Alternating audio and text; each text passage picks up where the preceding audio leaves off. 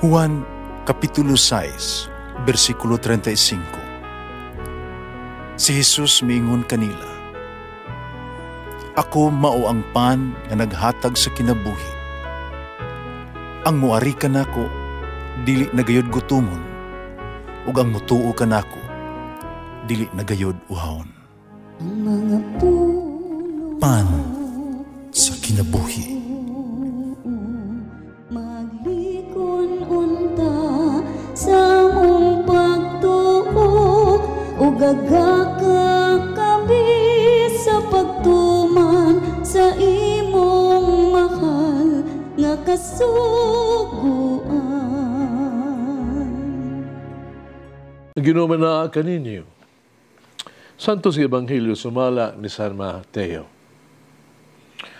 Unya, ang asawa ni Zebedeo, miadto kang Jesus, uban sa iyang mga anak. Miyukbo kaniya, mihangyo kaniya usa ka butang. Nangutana si Jesus kaniya, unsa may imong gusto? Siya mitubag, isaad kanako nga kining duha ko ka anak, palingkuron mo sa imong tuo ug sa imong wala, kung maghari ka na. Si Jesus mitubag kanila, wala kamo masayod sa inyong gipangayo. Magkahing mo ba kamo pag-inom sa kupa nga sa dili madugay akong imnan? Sila mitubag, oo, makahimo. Si Jesus mingon kanila, kamo makainom gayud gikan sa akong kupa. Apan, wala ako'y katungod pagpili kung kinsa palingkuron sa akong tuo ug sa akong wala. Kining mga dapita, alang lamang ni adtong giandaman ni ini sa akong amahan. Pagkadungog ni ini sa napulo katinunan, nangasuko sila sa duha ka managsuon. Busag gitawag ni Jesus silang tanan og giingnan, nasayod kamo nga mga punuan naghari sa mga tao ug ang mga kadagkuan nagmando kanila. Pandili kini mao ang paagi nga angay ninyong sundon. Kung usa ka ninyo buot mahimong dako, kinahanglan mag-alagad siya sa tanan. O kung usa ka ninyo buot nga mulabaw sa tanan, kinahanglan nga magpaulipon siya ninyo. Sama sa anak sa tao, nga wala mo anhi haron alagaran, kundili aron pag-alagad o paghatag sa iyang kinabuhi aron pagluwas sa daghang mga tao. Ang Ebanghelyo sa Ginoo. Pasalamati ang Ginoo kay siya maayo, ang iyang gugma mulungtad hangtod sa kahangturan. Pasalamati ang Diyos sa tanang mga Diyos, ang iyang gugma malungtaron. Pasalamati ang Ginoo sa mga Ginoo, ang iyang gugma balungtaron.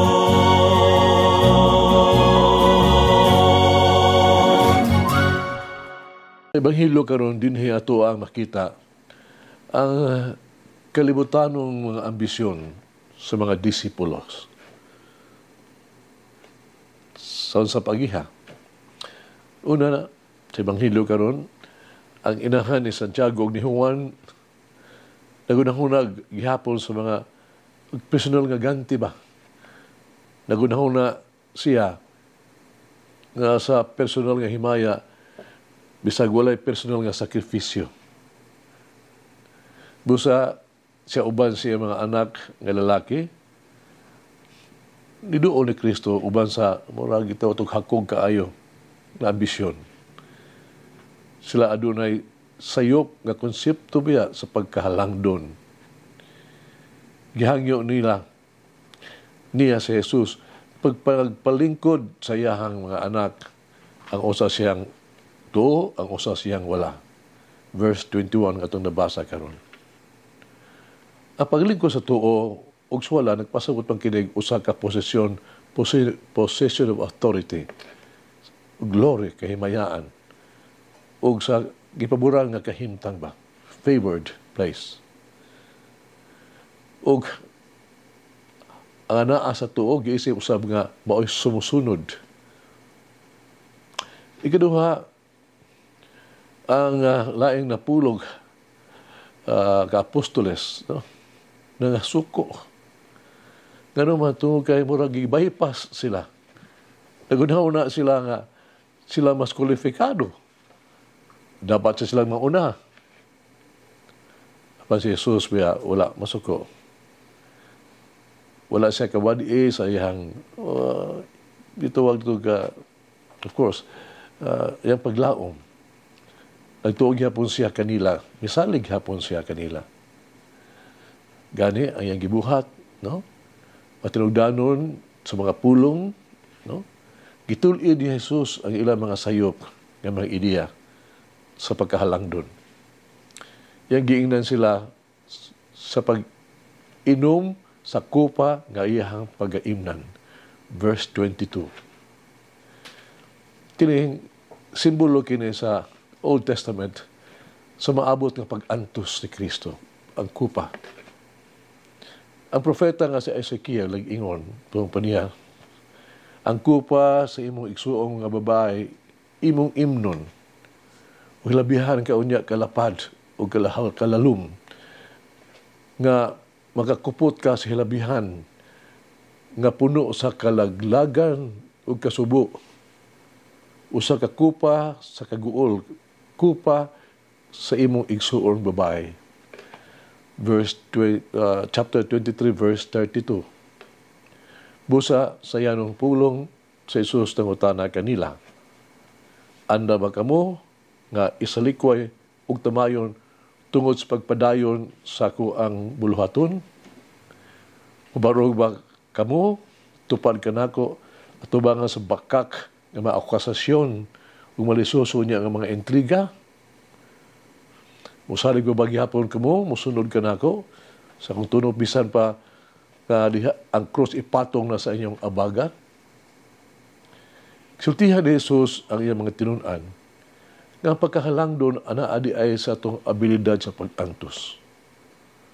Uban kaniya o alang kaniya. Ang pagkaanaa sa tuo o sa wala ni Jesus, pinagi sa tuang pagkaanaa usab sa pagdawat o pagpasaan siyang krus.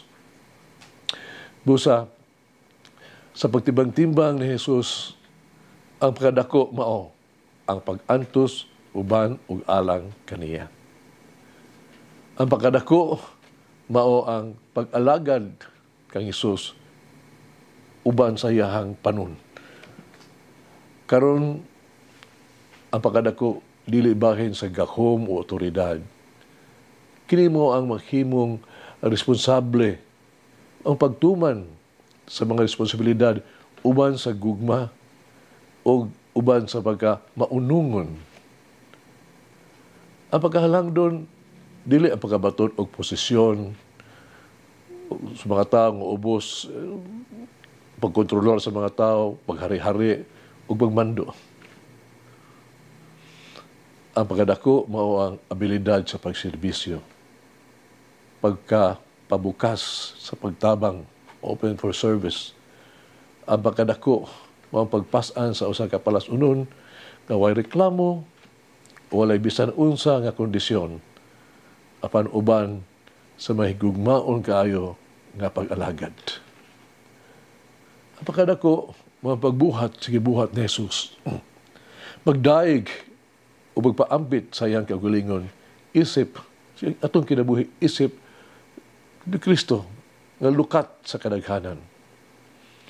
Atong pangutan o nga atong kaugalingon, anda ba kita sa pag-alagad nga dili ta mamatikdan o gantihan? Anda ba kita nga isalikway ang otoridad kung ipakita nga kita anaa sa pag-alagad sa Dios?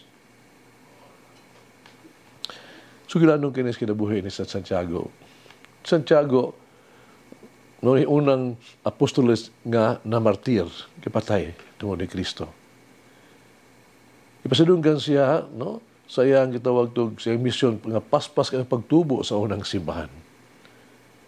Sumala pa sa karaang tradisyon nga sukad pa kang San Clemente de Alexandria, year 295. Si Apostol Santiago gipunggutan sa ulo. Aron kini, no? Mapahimutan ang mga Hudiyo. Si Herodes Agripa the first, usa ka apo ni Herodes nga katong gidungog bantugan nga nagbando sa pagmasakir sa walaang mga inosente. May mando sa pagdakop o mao kini ang nagpapatay ni Apostol Santiago. Laing tradisyon nagabatuod nga si Apostol Santiago misangyaw nagwaling ngadto sa Espanya. Ang iyang bala ang lawas gidala o gilubong sa mahinang kasakpan suod sa Iberia Peninsula na lugar. Og usa ka ngit kaayo nga gabi usa gayon ni ana sumala sa Sugilanon. Nakita sa usa ka pagbalanta sa karnero ang usa ka hayag kaayo nga misilaw nga bituon nga mitungha ibabaw sa may umah. Niana nga dapit diin ang bituon nga nakita nga karon na ilhana nga Compostela Starfield. Giila nga lubnganan, mao di ang lubnganan ni Santiago Apostol. Katong dapit nahimo nang usa ka labing dako nga labing pinangita nga dapit tunog pilgrim kana kaing muduaw sa shrine, no? Especially diya sa Middle Age atong panahon na. Ang lugar kasagaran kini, the site is now called, no, Camino de Santiago. May suon hagit kinabuhi. Kanuni ba ako o kita nangandoy alas to personal nga bantog. Alas to ang personal na pag-uswag og interest imbis nagtrabaho alang sa paghiusa o alas kayuhan sa kadaghanan. Mag-ampo kita. Kanunay nga mabusanon maluluy ang Ginoong Jesus. Ikaw ang among tabang. Ikaw ang among paglaom. Tabangi kami, ako palihog sa pag-alagad kanimo, uban sa pagpaubos, uban ang bugos nga dedikasyon. Tabangi ako o kami, naihikli na mo ang sensationalism. Tabangi kami sa pagsalikuay sa kabantog ug himaya. Tabangi kami sa paglikay sa tentasyon sa pagkapopular o gahom. Ihatag ka na mo, kanako. Ako magluyon nga Ginoong Hesus, ang pagbuhat bisan sa walay pagtagad, pag-alagad nga walay pagdaig, paghatag nga walay pagunahuna ug baos, na maghimo sa katapusan kung mag-alagad gyud sa tanan. Tutuli ako palihog akong maubsanong Ginoong Hesus, nga dili ko pagkahari-hari sa pagtugyan sa akong kaugalingon. Dili ko mangayok mga pribilehiyo o pagdaig. Dili mangayok mga espesyal na pagtagad. Tabangi ako sa pagservisyo nga walay kondisyon, bisan sa punto sa mag-antos o paghatag sa bisan unsa para lamang kanimo ug alang sa imuhang panon. Amen. Mama Mary, for me as a shepherd for others. Mulangin ang Diyos magagawang sa tanan, Amahan, Anak, Espiritu Santo. Amen. May the Lord of the divine mercy bless us all, heal us from all diseases and suffering. Ayun unta niya kita, tanang mga sakit na sa lawas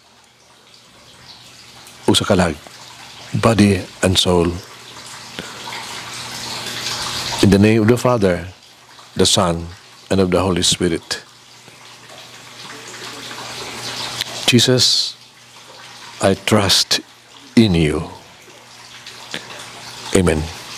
Whoever eats the bread of life will never hunger, says the Lord.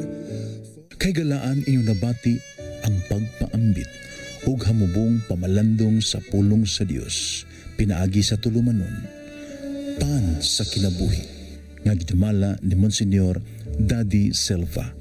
Hangtod na usab sa sunod higayon, daghang salamat. The bread of life.